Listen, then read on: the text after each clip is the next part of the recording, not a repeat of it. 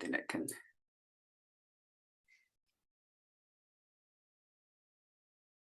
All right, well, welcome everyone to our next video session here. And I'm as you guys know, we've kind of talked about this a little bit before. My hope with these video series is mainly for our community and for our families to get a chance to learn a little bit more about the School District of Clayton's profile of a graduate.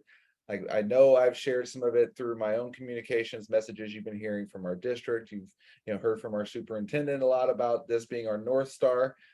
My hope with this is to kind of let our families hear from a variety of people with a variety of backgrounds of expertise in different areas that they're very comfortable in, and just kind of start to think about why this type of learning is so important and why we're investing so much time and effort in some of that. So joining me today, I have Joanne McEachen, who is with me today, and we've had the opportunity to work together for the last several years. I first became familiar with her work when I read some books by Michael Fullen, actually around deeper learning, and saw her name on there. And then I happened to be on Twitter one day and ran into a hashtag about measuring human return. As I was thinking about how do we start to think about some different ways that schools can be looked at as successful, and how do we, if the purpose of our educational system is for them to be able to contribute and give back to the societies in which they're part of, and thinking about how we can continue to progress and move forward, how do we actually make that a part of what we do when we're talking about success, which led me to the book about measuring human return, which then led me to reaching out to Joanne, and we've worked together where she's been able to kind of coach me through some things. And we all know the last few years have been quite interesting. So there's been a variety of challenges, everything from how do we start to get our work going a little bit deeper with what we're doing with our students, to navigating these things through a pandemic. So as I've had a chance to work with Joanne and experience some of her wisdom and expertise, I know she's now going global and working all around the world as she's talking to different people all about some of her work, and really trying to get some of this deeper learning and contributive learning, which we'll hear more about, kind of getting that movement started, because we all know it's so important. So I'm going to turn this over to her in just a second with my first few questions. But as we said, she's going to be here to kind of talk to us about some of her work around the world, and how hopefully this is going to be able to influence our work, and why this kind of work around our profile of a graduate thing is so important. So I'm going to stop talking just a little bit now. So Joanne, if you could start just kind of telling us a little bit about you. I know I gave a little brief history of some of your work, but what's kind of what you've done, is a little bit of your work, and kind of what's some of the work you're doing now. Thanks, Patrick. Tēnā koutou, tēnā koutou, tēnā koutou katoa, ko Joanne McEachen tuku ingoa, ko Waitaha, ko Ngāti Momoe, ko Ngāi Tahu te iwi, ko Aotearoa te country. So what I was just saying then is that my name is Joanne McEachen. I'm from the Waitaha, the Ngāti Momoe, and the Ngāi Tahu tribes of New Zealand, and I'm sitting here on my tribal land, so I'm very lucky. So I'm part Māori, which is the native or the indigenous people of Aotearoa, New Zealand, and so that's a very important part of my life, and I just wanted to share that. And whenever you meet a Māori person or you meet somebody from New Zealand, usually they will introduce themselves by saying where they come from first, because I think for me, one of the things that we really want our kids to learn about is their identity. And when you know who you are, where you come from, and how you fit into the world, that gives you the opportunity to really contribute in your way and how you want to, and you can stand tall in your own energy, your own belief in who you are. And that to me is one of the most important things we can give our kids, is knowing themselves. And I think for me as a grown-up now, it took me a long time to really feel comfortable in doing that and saying that. And I think that identity is one of our biggest areas in self-understanding, knowing who we are. So my background a little bit, I've been a teacher, I've been a principal, I've been equivalent to a superintendent, but then I also ran the whole of my country's performances of the school. I was in charge of the performance of every child and every school in the country before I left New Zealand to move over to America. So I've been in every position in the education system, so equivalent to Deputy Secretary, I think, which would be, I don't know, what would that be equivalent to in the US? And at the national level. So I'm guessing we don't, with it being more of a state-based system, we would probably have someone at the state level who would be in charge of our state's assessment, kind of with those things.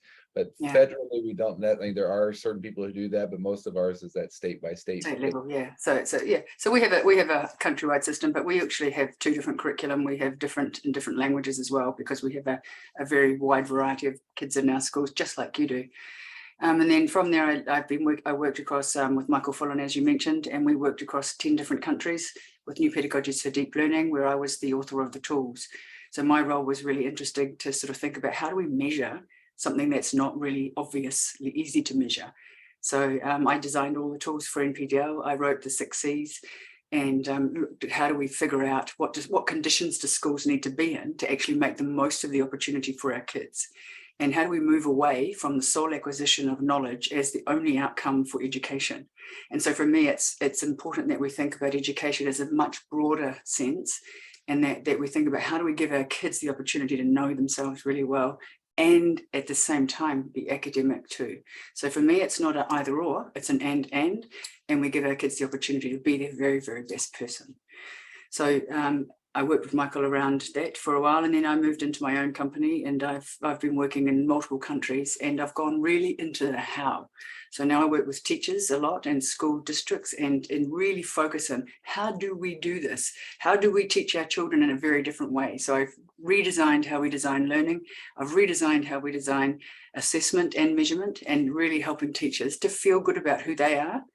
And then so they can then help kids to feel good about how they are, but also recognizing they need the academic outcome. So we're getting some really strong results across the whole of New Zealand, across Australia, and across a lot of the places that I'm working in the US now. And we're expanding into Canada, Mexico, and into the UK. So that's pretty much me in a nutshell. So you've talked about the 6 C's, and you've talked about some of those things and how it combines academics with it. But I also know that one big aspect of your current work is what you start referring to as contributive learning. So can you talk a little bit about what that is, why you think it's so important, and just kind of what impact you're hoping it's going to have on some of those students who may be working with you, or the schools that you're working with, to help, as they're kind of what they're looking to get out of it? Yeah, I think one of the things about me is I'm a learner. So as we were doing some of those projects, and as we were really starting to understand how to move away from just academics as the only outcome, we looked at the competencies first. And for me, that's, that sort of moves into that sort of area where you're moving into sort of the project-based learning, or you're doing those kinds of things where you're getting passion projects, or you're doing things that really start to open kids' eyes to there's a new way of learning and a new way of being. What I was noticing, though, is that that's kind of like building the house without the foundations, because the kids still don't know who they are. And they need that depth of understanding so that when something comes along and challenges them, they've got the ability to withstand that. Because that's what we're really worried about, is the mental health of our kids as well.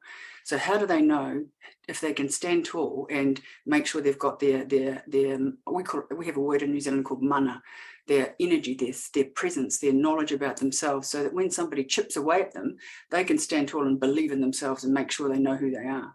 So for me, I was observing these things going on. And so I recognized that it was really important to spend some time first, and I call it remembering who you are. Other people call it finding out who you are.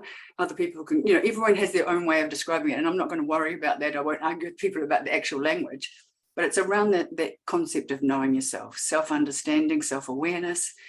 And what I found is that every country I worked with, they were getting into the same things. They were saying the same outcomes. So I have 4 outcomes that I have discovered that seem to be the same in every country that I go to. They don't quite call them the same words, but it seems to be the same 4 outcomes. So the first one is self-understanding. Know who you are, how you fit into the world, and how you can contribute to humanity. So that's basically about you. Second one's around connection. How do you connect to yourself, your family, your people in your direct area that you live, a little bit wider out to your land, and then to your purpose for learning? Do you know why you're doing what you're doing? So that's around connection. The next one is knowledge, and that's the curriculum. What are you learning? And does that have relevancy to you as a learner? So every time you're learning something, do you actually know why you're doing it? So there's that sort of real sense of understanding. And then the last one of those competencies, that which when we pair that with knowledge, we get a better return. So I think what we're sort of talking about in those competency areas, that's sort of the collaboration, the critical thinking, communication, those kinds of things. So I always get the C's mixed up, even though I wrote them. It's terrible. But it's that kind of stuff. So we're sort of looking at pairing things together there. So when we put those 4 outcomes together, we get a whole kid, we get a whole child, we get a whole person. And so we're looking at that person in a holistic way. And then we can measure that. So when we're starting to talk about contribution, it's about contribution can be little or large. So everybody that I've ever met, sorry, there's one guy who said they didn't like to contribute that I've met, but everybody else I've ever met in my lifetime has said they feel better when they are contributing. What it does is it lifts us up as people, and we talk about adding to the world. So when we add to the world, we feel better. We are a better person, we can contribute, and every single person can. And I talk about contribution as being as small as getting out of bed for some people, or as big as saving the oceans for other people. And each one of those people in between has value. And what's happened is we've overprivileged some ways of being. We've said that some ways of working and some jobs and some things are way better than others. But actually what we learned through COVID was that every job that was being done and some of the service-orientated jobs were the most important. So what we've recognized is that there are a variety of people we need in the world to make this world go round. And we have got to stop making people feel bad if they're not doing the same job as somebody else or the same area that they're interested in somebody else. Every one of us has something that we can offer to the world. And if we let everybody do that, could you imagine the world that we would be living in? It would be incredible. We've got such wasted talent sitting out here. So my role in what we're doing with the contributive learning curriculum is teaching kids to know who they are so they can figure out what they can contribute back to society and the world. And then ultimately, what you're also saying is there's that well-being component and that feeling of what it gives them. So it's like, we spend a lot of time in education talking about SEL, or we talk about a lot of these different things. But what it sounds like you're also like, it almost feels like we're trying to silo each of these components. Yes, you do. But that at times what you're kind of talking about is how do we take our academic curriculum and allow students to approach it from who they are with their own self-worth and identity, and then figure out how we then take those pieces about the competencies and help them learn the skills so that ultimately they're able to make those connections. But even at the end of that, the person that ultimately ends up benefiting as much as everybody else is themselves. Yeah, I think SEL is getting a really bad rap, and there's absolutely no need for that, because I think what people are doing is they're picking on the wrong parts of SEL. To me, social and emotional learning is just understanding who you are. And there's a real continuum of that. And unless you can apply that to learning, well, why would you bother doing it? Why would you bother doing any of it, actually? Yeah. So for me, it's about social and emotional learning. How do you learn? It's not about any of the other political things, the footballs that are going on around the world. It's actually about how do we teach our kids to know who they are so they can be their very best person. It's not about anything else other than that. And it's as you said, Patrick, it's that connecting the learning together with the person. So that to me is about social and emotional learning. We're connecting academic with the learner. I talk about what we do as mass personalization on a global scale. We're helping kids figure themselves out. The biggest crime I feel that we have in education is when kids come to me or parents come to me and they say, can you help my child because they've finished school and they're 18 years old and they don't know what to do with themselves. And I'm thinking, you've just been to school for 12 years and you don't know what to do or know who you are, or you've got no idea about yourself. To me, that's the biggest crime we can have, especially in the Western world, especially in a country like America or in my own country, New Zealand. We cannot have that. That is not okay. So what you're doing is amazing. You've got to really bring this together and make it, it's really important. Most important. As you talk about kind of what we're doing in that profile skills, I know as when we've worked together, I was able to share some of our profile with you and you've been able to see it a little bit before. And like you mentioned also, as you were talking about, is it discovering yourself, finding yourself, knowing yourself, whatever the language is, semantics we can get bogged down in those pieces. But as you look at our profile and you think about the contributive learning work that you've been doing, do you see connections there? Does it feel similar, or does it feel like there's just what might be some pieces of that you kind of think that as we're working through that you would think would be important for us to focus on? Well, I think for you guys, you've got the profile, but does that connect to the learning? Have you changed how you're designing learning as a result of having that? So my question is, whenever I see something that is like what you have got is great, it looks fantastic. I mean, to me, because you've done that from your hearts and you've talked about what's really important to your community. And from what I understand, your community have had input to create that. So you have decided those are the things that are really important to you as a group of people. So for me, that's magic, because your community has to be the center of your school, because you've got to represent, what do your parents want? what do parents want for your kids? And I think that's what you've done. So to me, that's exciting. So what the next step is that, are you teaching with that? Have you taken, every time you're teaching a lesson, something from the curriculum plus something from this?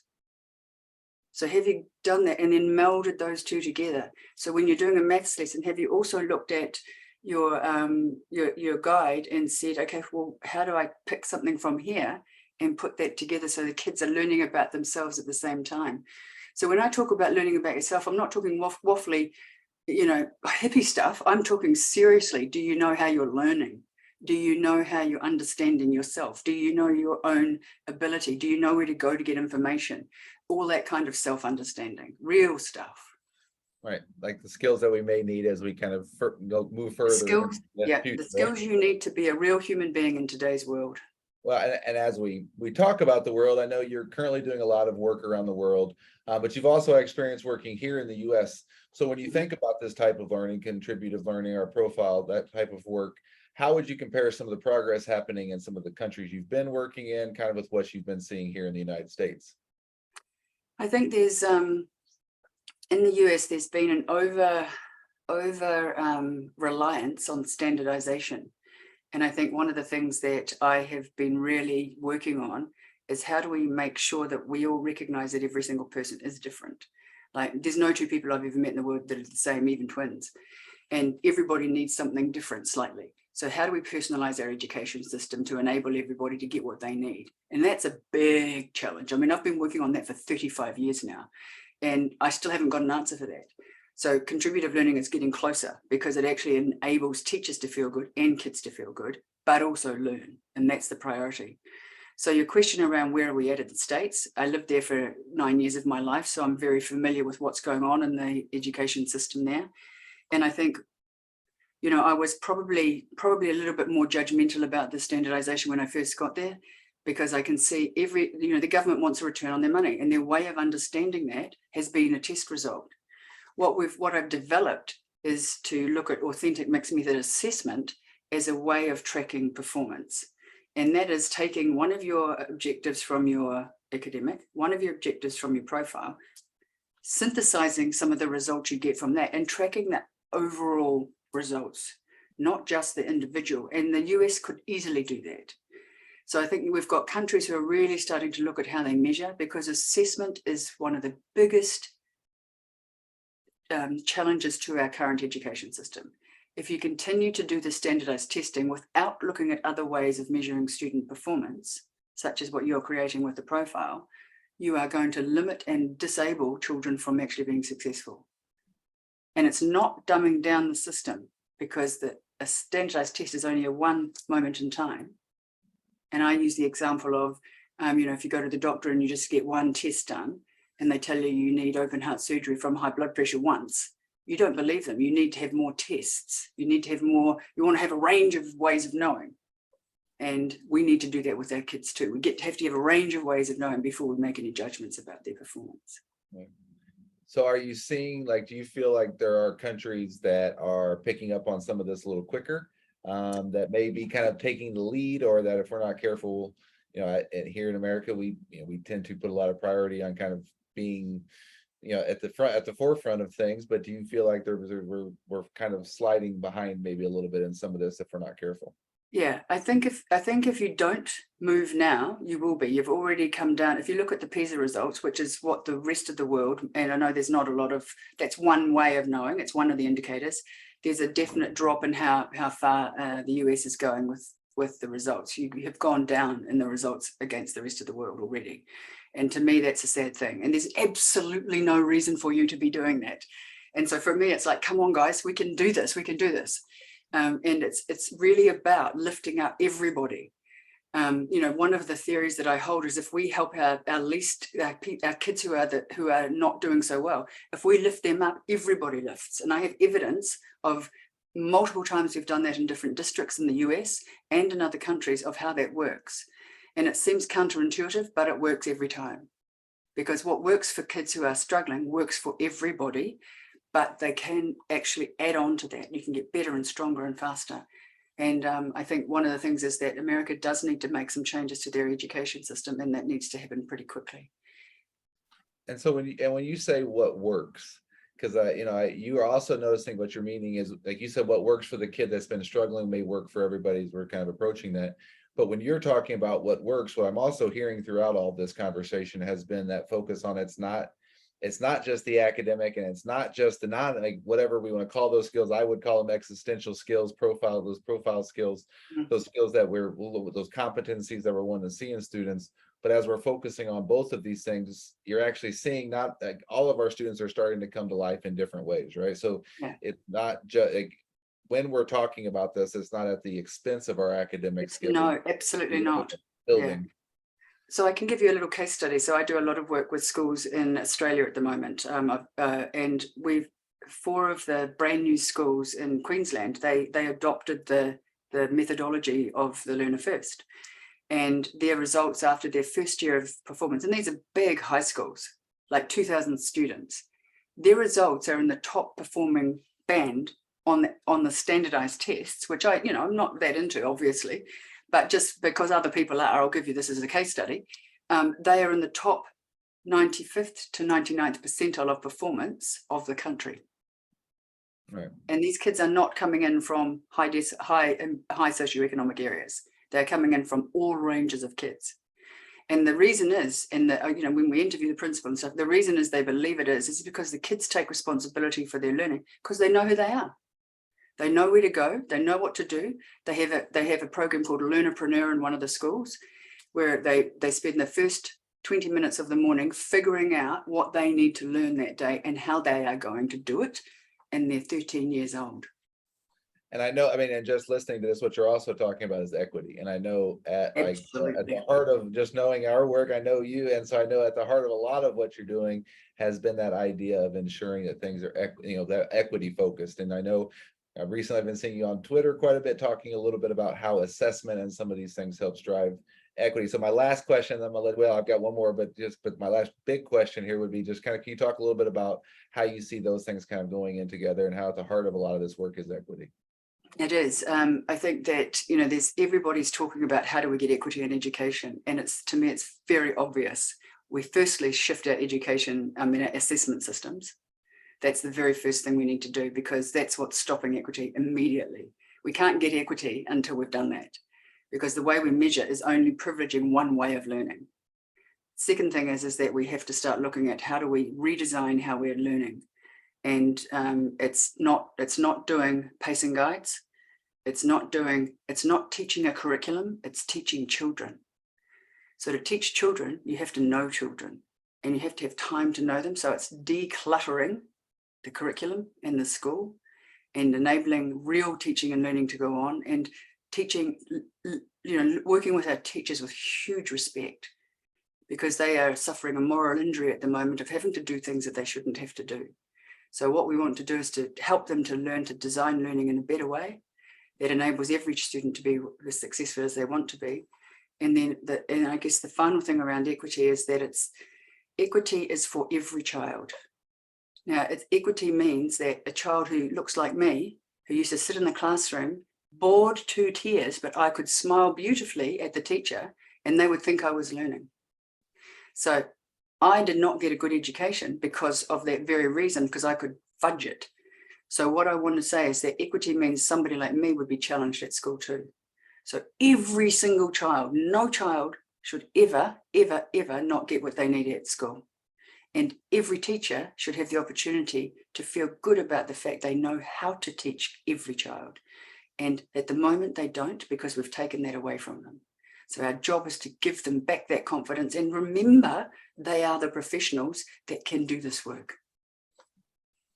All right, so now my real last question, and then I'll wrap everything up, is just, and it's the last question I'm kind of hoping to ask everybody as we're kind of going through this. And you mentioned that you're a learner, and I do think it's important that when we're talking about schools that we're all learners. The last question I have is, and it'll be the same for everybody, which is, what are you reading to, listening to, or learning about that you would highly recommend that others check out? Oh, okay. I'm reading a book at the moment, which is very, very interesting. It's called Fairness and Freedom, The History of Open Societies.